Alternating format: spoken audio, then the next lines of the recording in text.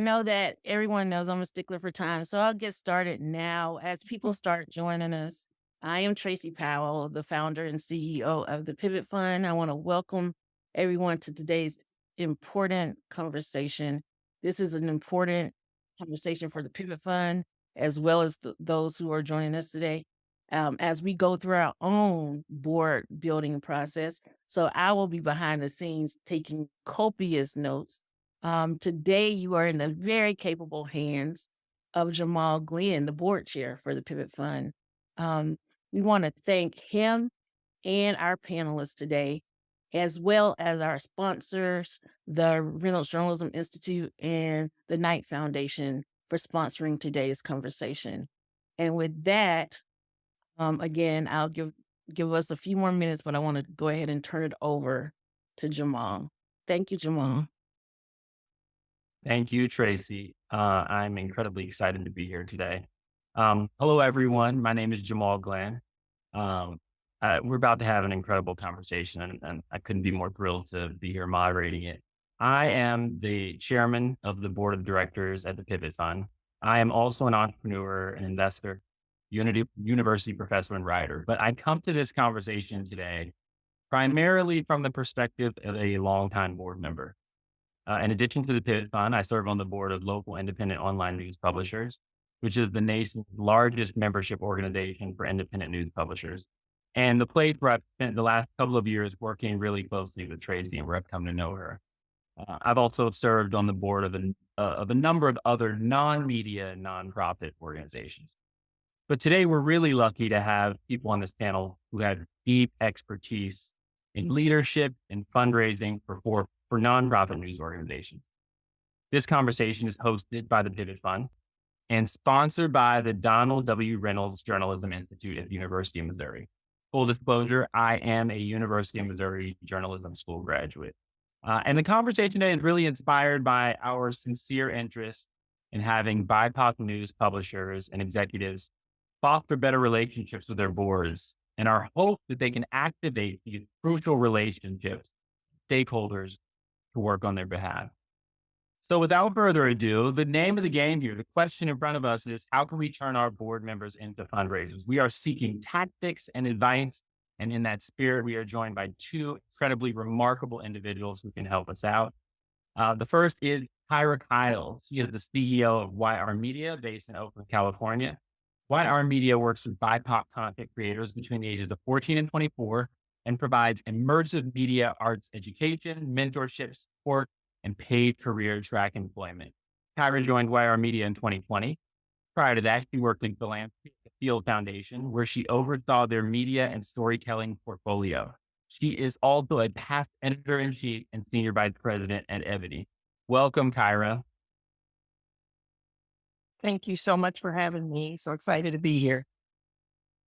We are also privileged to be joined by Elisa Muñoz, who is the executive director of the International Women's Media Foundation, based in Washington, D.C. The IWMF is a global organization built to serve the holistic needs of women and non-binary journalists.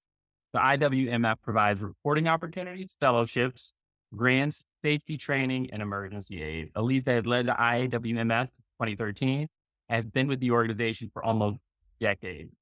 Welcome, Elisa. Thank you. So I'd love to start today quite broadly for a question for both of you, and get a sense of how do you think about engagement from your boards, and what kind of contributions do you get from your boards, and what are your overarching philosophies about engaging with board members? Let's start with Kyra. Oh, just pick on me, Jamal. Okay. I think that when we think about our board, it's really thinking about them as storytellers and being able to go out and confidently talk about what our organization is doing and what is our mission. And so the best way for them to be really strong storytellers is for us to be in strong communication with them. We have to make sure that they understand what we're up to, what our young people are up to, our young content creators, engage them with the content that we produce, but also with the vision that we have for the organization so that they can be part of that and shape it. And so I think the relationship has got to be one about transparency. It has to be one about continuation. You don't want to just have a situation where you are talking with your board only the 3 or 4 times a year that you are together in a board of directors meeting in a very formal setting. So I would say that. And then in terms of participation, they provide about, they've done a lot of things for us. So we don't want to look at them purely, from what can they bring us in terms of contributions. We also ask them to open up their networks to us. But in terms of end of year giving, we have 100% participation. And in fact, predating me, one of our board members helped us to purchase the building that Wire Media is in downtown Oakland. So really powerful connections. In order to keep those going, really just have to keep that communication flowing and have a conversation and then have it be fully transparent so that we can be on the same page and be aligned. Wonderful. Elisa, same question to you. How do you think broadly about engagement with your board members? And what is your overarching philosophy on how you work? Well, I couldn't agree more with Kyra. Thinking about engaging with my board members is something that I am constantly doing and always trying to improve.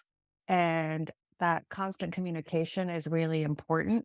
My overall philosophy about board members in general is that you really have to think holistically about what each member can bring to you. It's not always going to be the high net worth individuals, but it might be something equally important like communication with the people that you're trying to serve, or even, if you have some big names on your board, everybody brings something. And I think it's important to recognize that not everybody's going to play the same role. I mean, we all know the worker bees on our board. We all know the people with strong financial connections, and they're all equally important. Wonderful. Our audience today is really folks from the media and publishing world. And so what I'd love to hear from both of you, let's start with Elisa, is what do you think publishers specifically, sort of executive directors, people running nonprofit organizations in the media space, is there anything in particular you feel like you need from board members? For the IWMF in particular, and I think for any news media organization, they need diversity. I think it's just critical that we work towards building very diverse boards of directors. I mean, all of the research shows that businesses that have diverse boards do better, and that goes for nonprofits too. So, what I would really encourage is to have diversity of all kinds, diversity of industry, diversity of age, diversity of ethnicity, race. Everything counts here, and obviously diversity of gender, because that will give you as an organization better insight and better means to project the future and what your constituency needs. Kyra, similar or same question to you. Given that you're running a media organization, what do you need from a board that you think might be unique to the media context? I wholeheartedly agree with what Elisa said. And as a matter of fact, one of the things that I really focused on when I came into Wire Media and worked with the board on this, because they were of the same opinion and had been pushing for this as well, is that diversity. We also really work to get board members that are within that realm so that they really understand some of the demands that may go beyond a traditional nonprofit. There's a certain requirement for audience development and audience growth that is as important as being sustainable. If you don't have that branding and that visibility, which is something that sometimes might be an afterthought in another nonprofit. But if you are, as Wired Media is, a media company essentially trying to put out content that has high visibility, you do want to have board members that understand that. And we have board members from Disney, from Warner Brothers, from MTV, and that's extremely helpful. FX, that really helps. And we also try to recruit from Wire Media. I call them Wire stars, anyone who's gone through our programming, and bring them onto the board. So we do have members with direct ties that went through our programming and can really just help other board members understand what are the unique needs of a media organization in addition to being a nonprofit. Wonderful. Kyra, I want to stay with you for a second. You have a unique background, right? It was a big change for you to go from primarily editorial roles to building your, earlier in your career to being a grant maker, and then someone who's in a position to raise funds. Can you talk a little bit about that experience? Because I think a lot of people in the audience can kind of relate sitting in these different seats and having these roles. How does all that rich experience sort of roll into your role now, and how do you work with your board? Well, the funny story, my mom always talks about how she didn't even allow my sister and I to sell Girl Scout cookies when we were little. We were in the Girl Scouts and she would just buy them so that we wouldn't go around having to solicit her friend. So she thinks it is hilarious that I'm in conversations with funders and individual donors. So go ahead and laugh, Mom. It's fine. I would say that the similarity that I feel is there is it's about storytelling. It really all just boils down to storytelling. And so when I was in journalism, one of my main focuses was diversifying media and making sure that media reflected the society that it claims to serve. So that wasn't much of a departure for me. The aspect of it that comes to fundraising, what I do is I'm very fact based. So I bring to them the story. Here's how many people that we're serving. Here's our goal. Here's how we're doing. Here are areas that are challenges. Here are opportunities.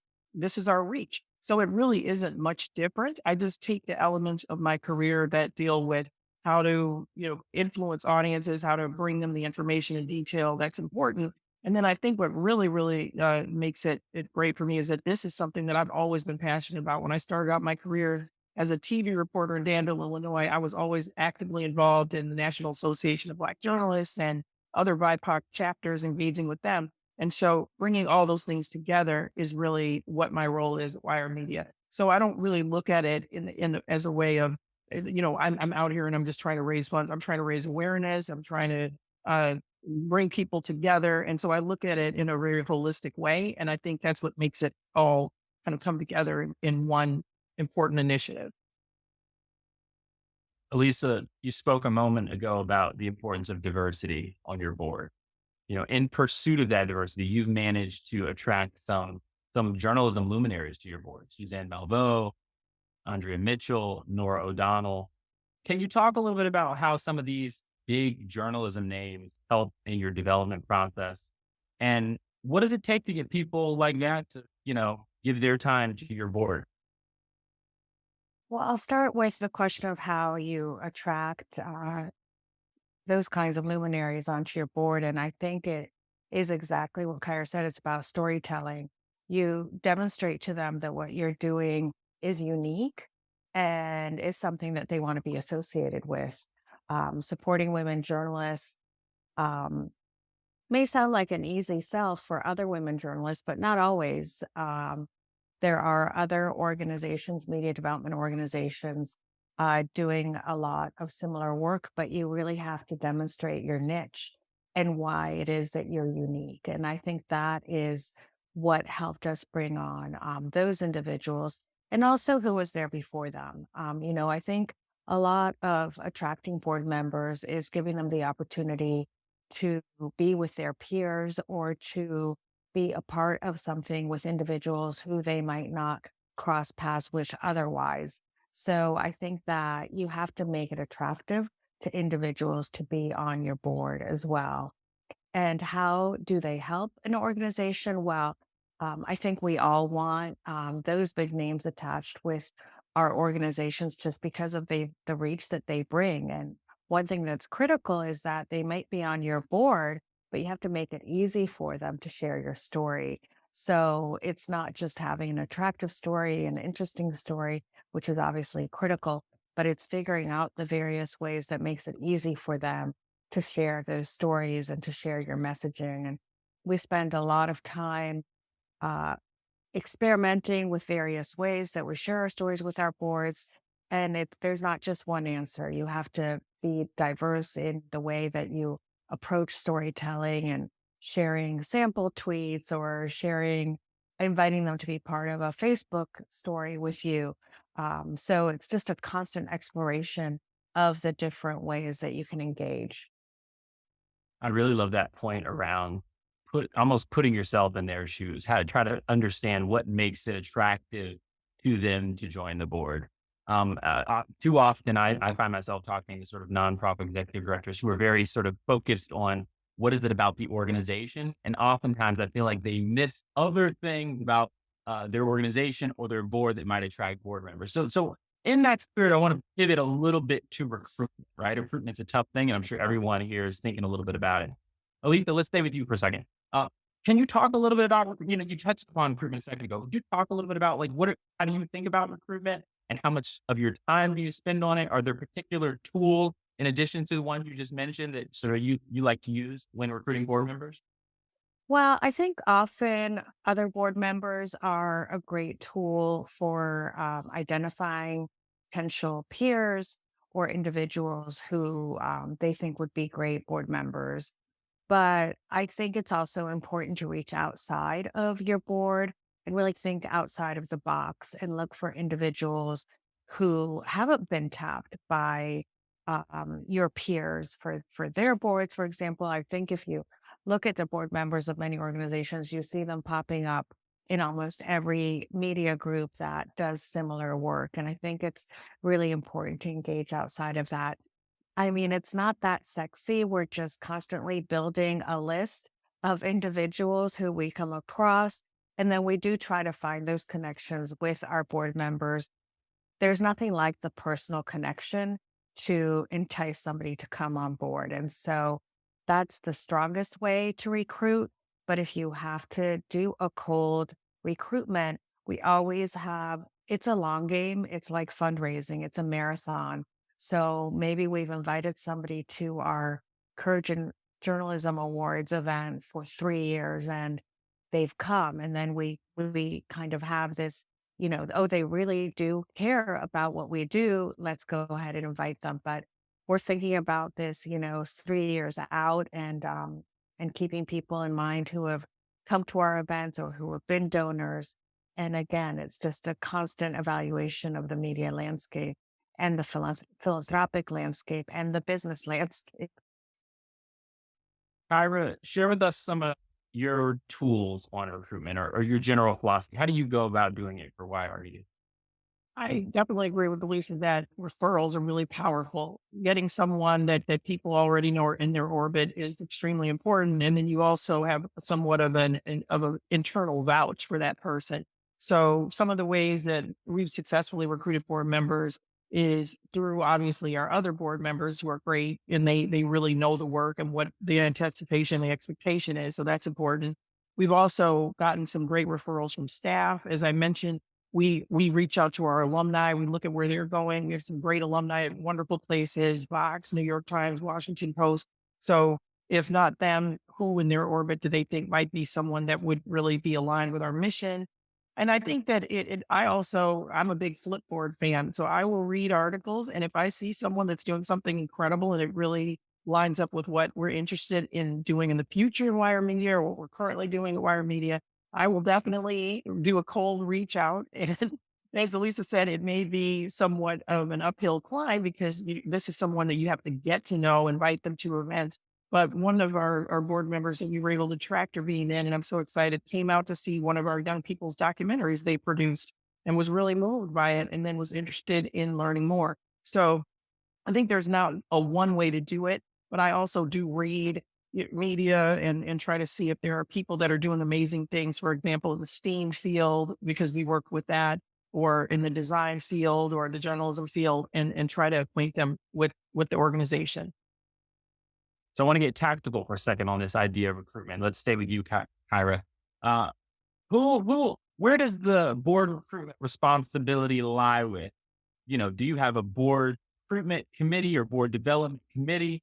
Who usually makes the first ask? Do you have a very specific process? Take us in behind the scenes into the weeds of how do you actually manage that? So we recently created a more formalized system. Initially, it was happening through our executive committee. We now have a governance committee, and the governance committee is very instrumental in that. I team up with the chair of the governance committee, and we go over names. We have a database. We talk about if there are any connections to this person. What value do they bring to the board? What diversity do they bring to the board? To Elisa's point earlier, that is a powerful tool that I think should be incorporated. People should have a DEI metric within their board recruitment efforts. And then it's about reaching out to the person, or maybe if they've reached out to us, typically I'll do an interview. The governance chair will do an interview, and then we'll ask some other board members that are maybe in a similar space or have a closer affinity to that person to speak with them. And then we bring them in. So it's really a partnership between me and the board members that are assigned to governance and doing that, but also other board members pitch in and assist, and they refer people over as well. Elisa, give us some of your tactics on how you actually manage that recruitment process. Sure. We start with a set of guidelines that we've developed as the objectives that we have for the year, and they might change year to year depending on what your organization needs at the time. So normally it starts at the staff level with the list evaluation and compilation. And then I might identify a handful of individuals that I present to my executive committee, and we discuss who we would like to invite to join. And before we actually uh, invite them formally, we have our executive committee members, one or two of them, just talk to them about the organization, about what the role entails, how much of a commitment it is. And really, one of the things that I've learned throughout the years is that you have to be very, very clear about what the commitment is and make sure that people are willing to fulfill that commitment. It's no use inviting a board member who is not going to participate in board meetings or do anything else. So we try to be very explicit about what the commitment is. We also are very explicit about the various ways that a board member can be engaged with the IWMF, be it a selection committee, part of an event committee. It's not just about fundraising. So really trying to be clear that there are other ways to give that go beyond fundraising and attending board meetings. Once we identify, two or three individuals we might want to invite to the board, um, we make sure that they're interested before we put them to a vote. And then we bring them to the full board meeting for a vote. But by then, honestly, we've already vetted them. We've already spoken to them. We already know that they're interested because we don't want to go through that whole process with the full board only to invite somebody who isn't interested and who's going to decline. So kind of a multi-track system that you're running just to assure that you're going to have success at the end of the day and that you're not going to be spinning your wheels for weeks trying to find that connection only to get a decline. Thank you. I want to get tactical on how you get the money in the door. One of my personal philosophies is that sort of when it comes to fundraising, the boards should set the strategy, but the staff should actually execute, right? And I think of I think of things like, having the staff sort of run the day to day of the customer relationship management, actually keeping the trains running on time and figuring out what conversations are outstanding. And then having the board engage when necessary to sort of, help close potential funders. And there's obviously different types of organizations, some where most of the money comes from large institutions, some where it's more individual. Elisa, let's stay with you. Tell me a little bit about, what is your tactical plan on how you get the dollars in the door, whether that's engaging board members to be responsible for funding, whether that's leveraging board members to go out and close large institutional funders. Bring us behind the scenes a little bit on how you do that on a day-to-day basis. Sure. We have set up our fundraising, our individual fundraising, largely around our Courage and Journalism Awards. So it's all, we use it as a mechanism through which we get most of our individual and corporate sponsorships. So one, make it really easy for our board members who are part of a larger corporation or media organization to solicit their own organizations for sponsorships for our events. Uh, so we will write the letter for them, ask them who the best person is to address the letter to. Sometimes they will take it and run. Sometimes we send the letter and they support the ask. So it depends on the individual, but we are definitely teeing up the ask and making it as easy as possible. For more prospective funding, we do something very similar. We write usually very short and to the point emails that board members can send out to a handful of individuals. And throughout the years, we've tried a number of things where it's, please give us your names. We'll send out the message for you. which is my least favorite tactic, to be honest with you. I much prefer for a board member to be sending out that email on their own. But, there's a negative there too, because then you lose control of the conversation. You don't know when that note has gone out, whether it has gone out. So I think, again, it's all about multiple tracks all the time. Kyra, tell us how you do it. Day to day, give us a little bit of a sense of how you actually manage getting the money in the door. Well, Wire Media, for the most part, has a great deal of foundation investment and multi-year funding. And so we are turning to our board in support of our individual donor efforts. We just launched a membership effort, and our board has been instrumental in that. What they typically do is work together. Our Chief Development and Growth Officer, Rochelle Reeder, and our Revenue Development Committee, or we call them RevDev, and they actually come up with ideas. They talk about new technologies that we can use. They talk about trends that they're seeing within the fundraising community. And they also talk about potential corporate sponsors, things that we can do in that effect. And working together, we do a variety of things. We do have of course, the Giving Tuesday effort. We have the end of year campaign where we're getting matches, and we usually arm our board with the information and they send it out into their networks. But in addition to that kind of tactical on the ground work, again, they're introducing us to their networks. They're leveraging their own corporate benefits. A lot of our board members have done that. Got a lot of in-kind equipment that some of our board members have helped us get a handle on, and relationships that we're building. So there are a variety of ways that they assist us, and that could range anywhere from that end of year giving kind of boost that all nonprofits kind of have to do to just really higher level strategic efforts. And it really is that, our staff really is doing the work on the ground, but our board members are amazing and willing to pitch in wherever they can, leverage whatever relationships. We ask them, do you know anyone in this circle? And they will tell us, and they will foster introduction. So we've gotten a lot of great results from that approach. Thank you both. I want to talk a little bit about funders on the board. I was having a conversation just this week with a nonprofit executive. We were having this exact conversation about the pros and cons of potential board members being large institutional funders themselves. Elisa, you've got some generous donors, including Craig Newmark Philanthropy, Bank of America. Craig Newmark actually sits on your board, as well as Jessica Oppenheim from Bank of America. Tell us, how do you navigate this? What are the pros? What are the cons? How do you make this happen? Are you happy with how it's gone? Take behind the scenes a little bit on how do you think about having funders on your board? Yeah, well, it has actually gone really well for the IWMF. Both of them were longtime funders of the organization before we invited them on the board. And I think for us, that was really important. They had already bought into the IWMF long term, they had bought into the mission.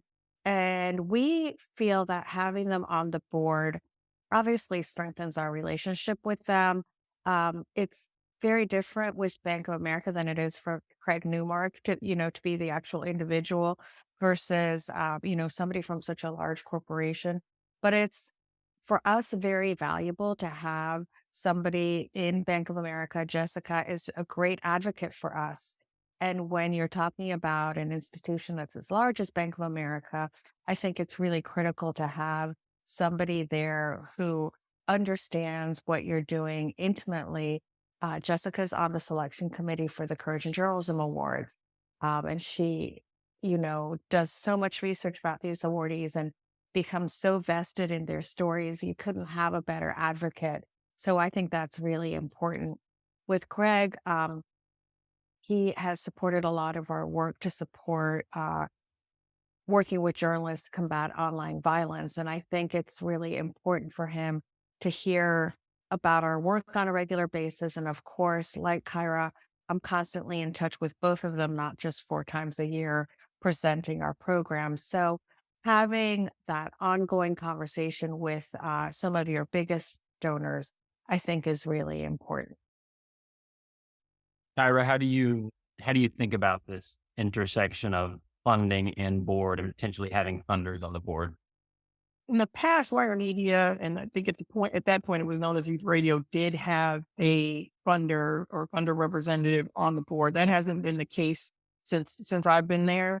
But I will say that as a former program officer myself, what I thought was great was that our then president of the foundation that I worked for did not kind of recuse themselves from decisions, but I as a program officer was free to make independent decisions regarding even organizations where that president might have been serving on the board. I think the important thing is I think it's great to have relationships like that. I definitely see how there might be ways that you might want to have, a little bit of a guardrail. But I do think that it is possible and it is something that I've seen done successfully. We haven't had that arrangement lately, but it is something that we would definitely want to pursue because I do think it would be great to have someone that is supporting your organization from this kind of larger operational perspective, have someone there on the ground that can also personally attest to the great work that your org is doing. Wonderful. I just want to take a moment to remind our audience that we will be having questions in just about 15 minutes. So start to think about the question you want to ask Kyra and Elisa. Okay, quickly, let's go to the next thing. I want to talk about when things don't go well on a board, right? Which inevitably will happen. Let's start with you, Elisa. Are there signs? How do you know when things aren't going well on the board?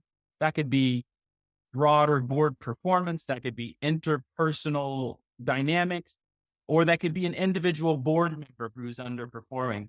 Tell us a little bit about, how do you get a sense when things aren't going well on the board and how have you navigated that in your experience? Happy to. I was very fortunate because although I've been at the IWMF for a very long time, I have been the executive director for 10 years.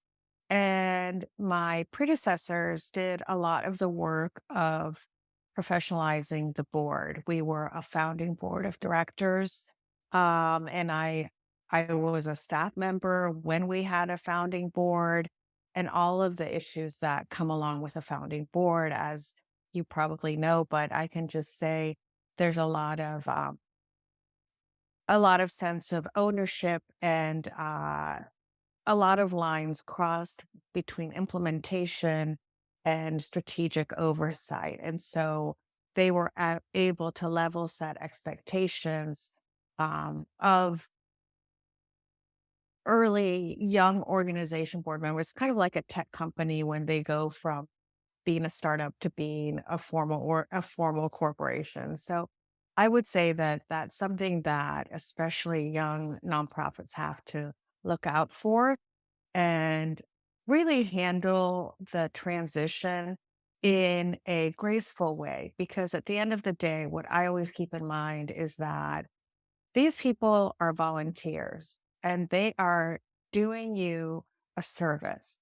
And I am always grateful for whatever they are able to bring to the organization.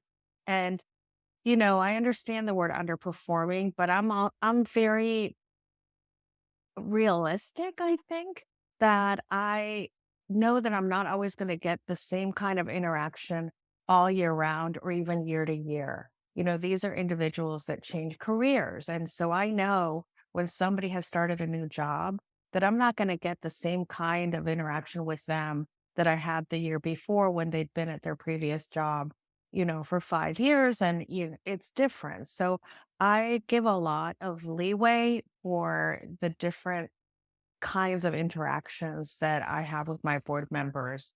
We do have term limits. I encourage everybody to have term limits. But again, for me, they're guidelines. I don't believe that you should invite an incredible board member to leave your board because they've hit some arbitrary term limit. I think term limits are an opportunity to refresh your board and to give people the out because sometimes they want the out. Sometimes you can just say, look, your term is up. Thank you for your service. And you know that if you're at that point in the relationship, they probably are too. So that's what I would say about kind of the ups and downs and challenges. I want to pull on something you mentioned a second ago, Elisa. You mentioned sort of not liking the term underperformance. a moment earlier in our conversation, you sort of mentioned you're very clear on expectations around time commitment in the recruitment process. How clear is the board with new members around performance objectives or performance metrics? Is that something that it's laid out clearly, or how do you navigate that? You probably won't be surprised to hear that we do it in a very positive way. So at the end of the year, we send everybody a note just sharing with them what they brought to the organization. Thank you for your service. You not only participated in all of our board meetings, but you helped us to do X, Y, or Z. And I think that's kind of a reminder of there is an expectation for me to do very specific things. Um, that being said, as I said before, we have leniency with regard to individual board members. And so if they haven't participated in any board meeting, et cetera, then we would probably just have the conversation with, it seems like you're really busy and unable to perform, your obligations as a board member. Is it time to consider your leaving the board, even if it's for a while? And most people, I think, are really welcoming to that conversation and just want to do the right thing. I almost all of my board members, regardless of how great they've performed, always feel guilty about not doing more or not doing enough. And I always try to share with them that, you know, anything that you do helps the IWMS and helps the women journalists who we support. So you should never feel guilty about, not being able to do more. We all do what we can. Kyra, how do you engage? What's your philosophy on when things aren't going well at the board level? Well, the good news for me is that we have an incredible governance committee and they are very instrumental in such matters. And so whether it's referring us to resources within Board Source, which is great and gives some great guidance about what makes a great board, how do you have an engaged board? The governance committee looks at meeting attendance, looks at involvement and engagement, also looks at just general committee makeup and do we have the right committees in place?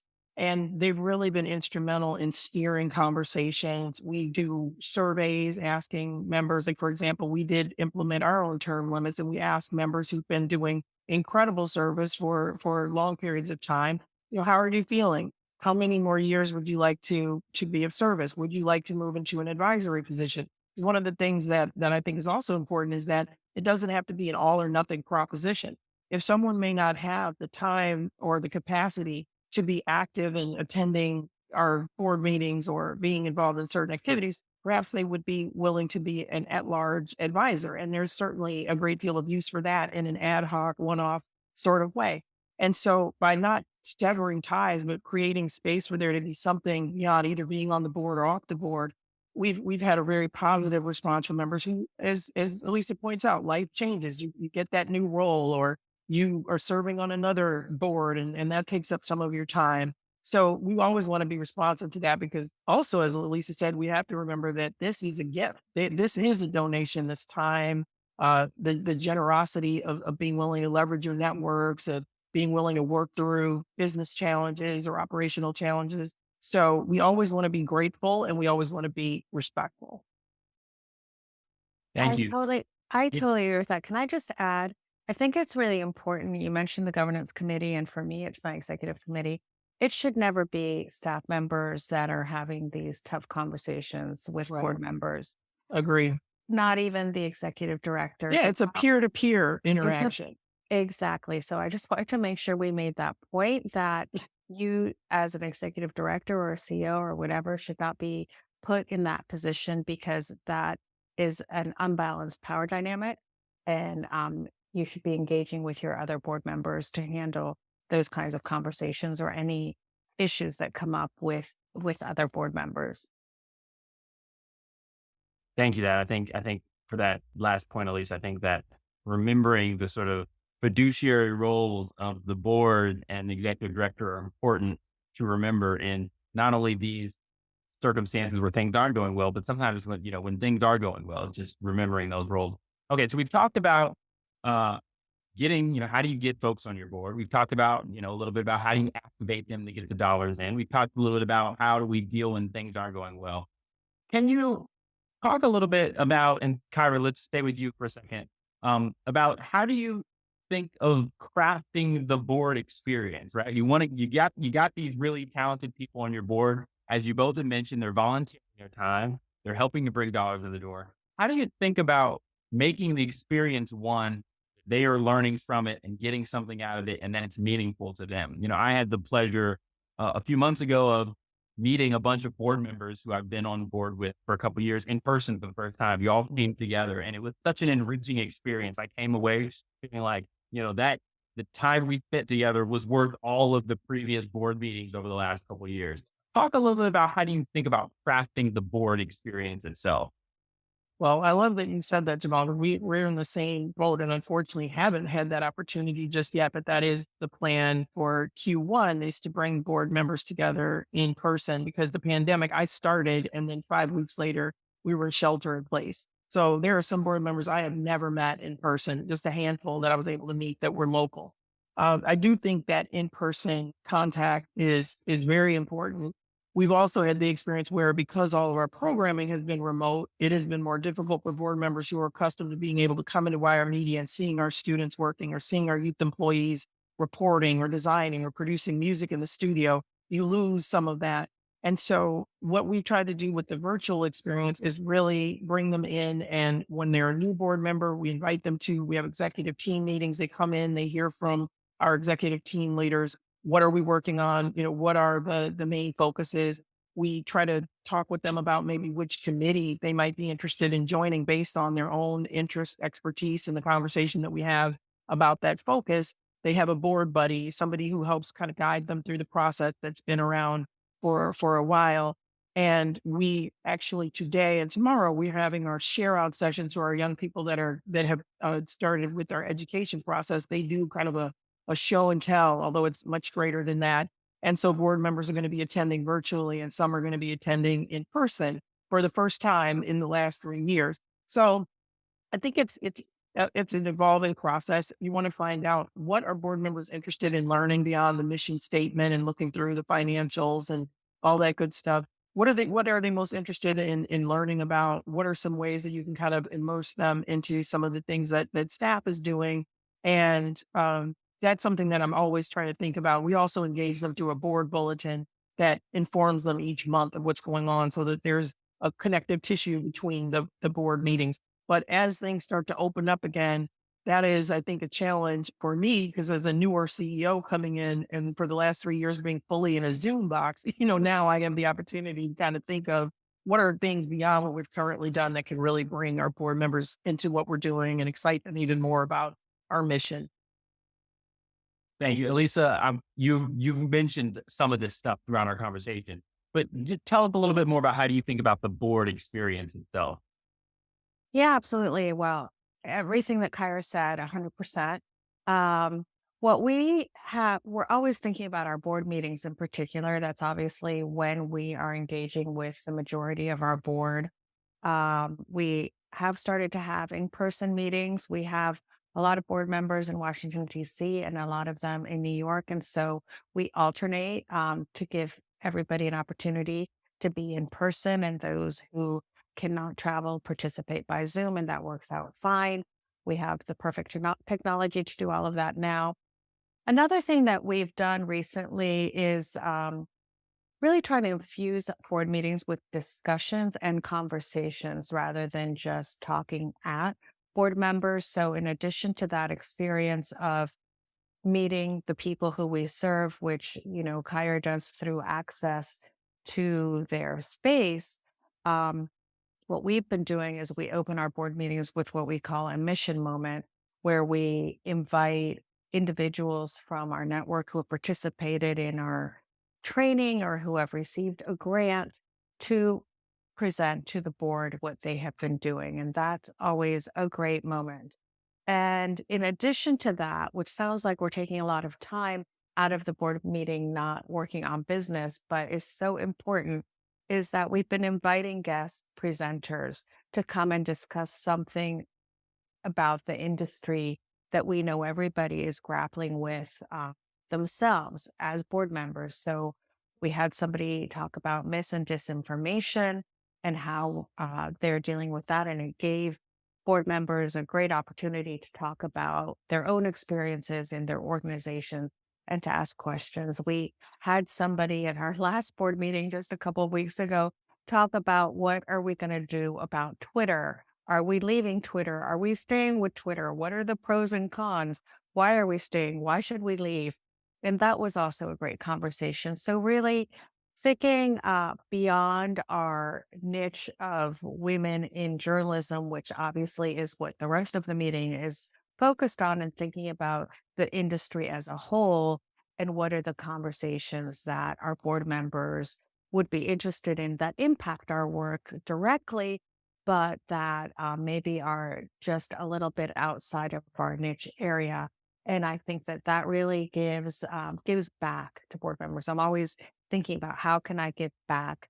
How can we let board members know that they're going to get something out of our meeting that is going to be directly beneficial to them, and it's not just about us. Thank you. Zuri, you got your hand raised. Yeah, we got a question from the audience. Setting expectations is easier with a brand new board. How do you navigate introducing new expectations or changing expectations with long-term board members? How do you encourage them to give? And I believe that's for both of you. Okay, well, I'm off mute, so I'll go. I'll start. Um, I think where we've had success is really again working through either the governance committee or working through the executive committee, introducing even modifications to our, thinking about modifications to our bylaws, introducing a policy. Like at one point, our chief growth officer created a document that was contribute, collaborate, connect, and had all board members sign it to acknowledge, yes, we understand different people give in different ways, but there's an expectation that all board members will contribute on some level, whether it's time or whether it's an investment, and spelling out what that means and how it impacts the organization, teaming with our then chair of the Revenue Development Committee, who was the person that really pushed that through. So I think it may be for us more of a peer-to-peer interaction with board members, but of course staff working on highlighting the needs or highlighting some of the shifts or changes that we see needing to happen, negotiating that and collaborating with board members on that are in executive committee, governance, or both, and then having them kind of help enact that as this is what we used to do. Here's why we may need to shift that, and this is how it works, and getting that buy-in and that feedback from them at that peer-to-peer level. I can add to that. I think that, yes, of course, it's easier with new board members. I think that we haven't really talked about onboarding of board members, but it's as important as onboarding of staff. And so having a really precise way that you're bringing board members on, what you're sharing with them. We used to send them this big fat book and kind of like, welcome. And that is not really a good process. Now we do it a little bit in dribs and drabs, but it's better. But I think that beginning of the year is a great time to renegotiate your relationship with your board members, whether it's with a survey or with a thank you or with a here's what other board members did and thank all of you, just kind of to share what the possibilities are. And, people are actually competitive. And so I think it does spur a little bit of, oh boy, so and so brought this incredible funder on board. I could do that. So I think the beginning of the year is a great opportunity. But as Kyra said, I think buy-in from the full board about whatever change it is that you're going to be implementing is really important. You can't just spring things on people. They have to be part of the process. I love that point, Elisa, around competition. I find myself silently competing with my fellow board members all the time. And in a positive way, being encouraged when they bring some meaningful contribution to the organization, thinking, it's time for me to step my game up. So thank you for that point.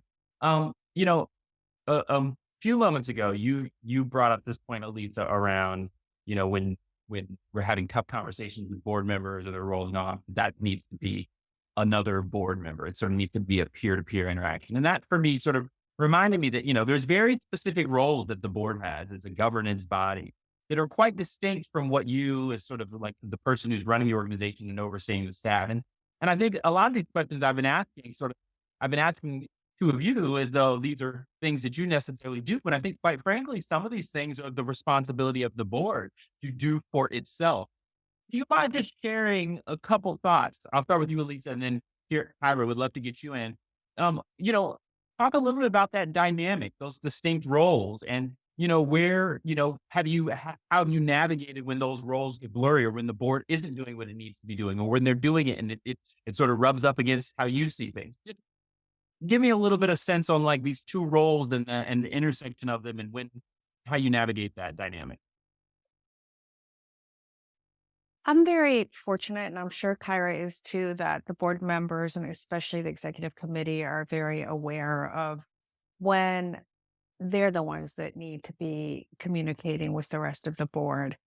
Um, I I usually offer and then ask the question or say, I think this would be better coming from you. And I've never gotten pushback when I say that. So I think offering is fine if it's appropriate, and it's not always appropriate because, like I said, oftentimes you really should not be the one doing this.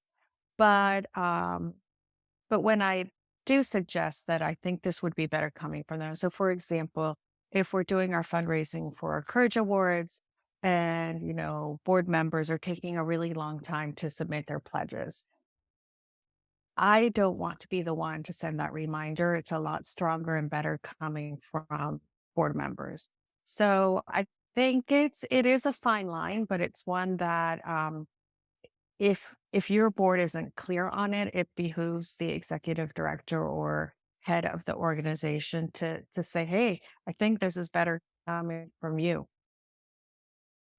Kyra, how do you navigate those situations? That was perfectly articulated. I 100% agree. I mean, I think that as we've been saying, it's a partnership, but there is also a distinct, power dynamic. And so I think that having board members, especially within your executive committee, that are willing to partner with you, listen to you, and help work with their peers, it is a really effective way to handle situations such as that. But I agree. I am very fortunate in that I do not experience that. So I'd like to talk a bit about the broader macroeconomic environment. We're here today to talk about fundraising. Between inflation and high profile layoffs in certain industries and the potential for a looming recession, you could argue it's a difficult time for funding. I'm curious, how are each of you approaching this environment? Do you have any philosophies or things you're doing to get ahead of it? How often are you talking with your board members? What's your game plan for what could be a challenging macroeconomic environment that could quite frankly challenge a lot of your funding sources? Let's start with you, Kyra. Well, yeah, I came into wire media under challenging economic circumstances. I'm not sure what I would do if I wasn't working in a challenging economic circumstance. Um, I think what we're doing, and which is what we continue to do, really working with, we're fortunate to have funding partners that really believe in wire media's mission. And despite the outlook that we're seeing, have actually increased their investment with us and lengthened it because they want us to be sustainable as well. We are just now expanding physically into Chicago. So despite what's been going on for the last 3 years, we established a virtual Midwest hub and are now building out our physical hub in Chicago. And that is going very well. We really have to think about individual donors. And in that, we leverage different things, memberships, other ways that we can engage people. I think you always have to be mindful and you have to be cautious. And we do that mostly from also like being very fiscally responsible and careful about spend and making sure that there are also levers we can push and we can pause certain things if we need to. We can postpone certain things if we need to push them into the future years. But I think for us, our method is talking to our board, making sure that they're supporting us and helping us to find new individual donors that we can work with, tapping into their own corporate resources and corporate matching and in-kind equipment. But we know that there is definitely some hesitation. But again, we have not, like I said, I started in economics. Like there's been a prediction of a free fall since the day I started. So for me, I hate to say I'm almost slightly numb to it, but at the same time, we have to keep pushing forward. We have to prioritize our mission. But at the same time, we are seeing really positive signals from foundations and individual donors and membership involvement. Elisa.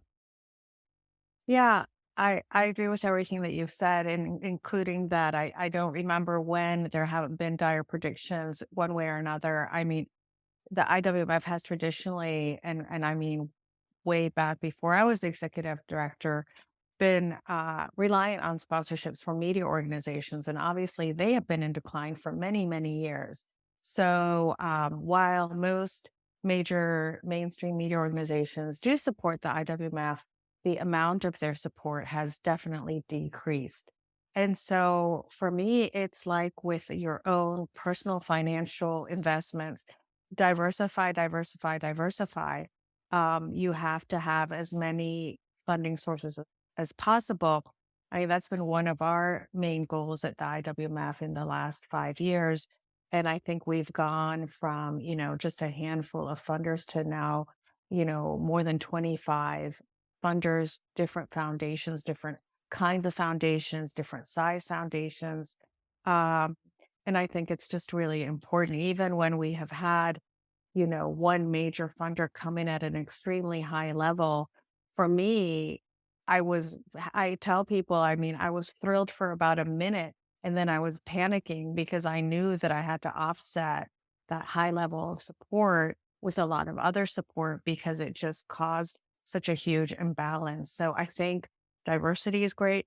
And while the economy is terrible, the stock market is not, or, is not, it goes up and down. And so foundations really are being as generous as ever. And I think the recognition of the importance of the news media, diversity in the news media, local news media, safety in the news industry. I hate to say it, but, as the world goes awry, our business gets better because there is more recognition of the value of the work that we do. And so I have not, in the past few years, really felt a huge backlash from the economic downturn or even COVID.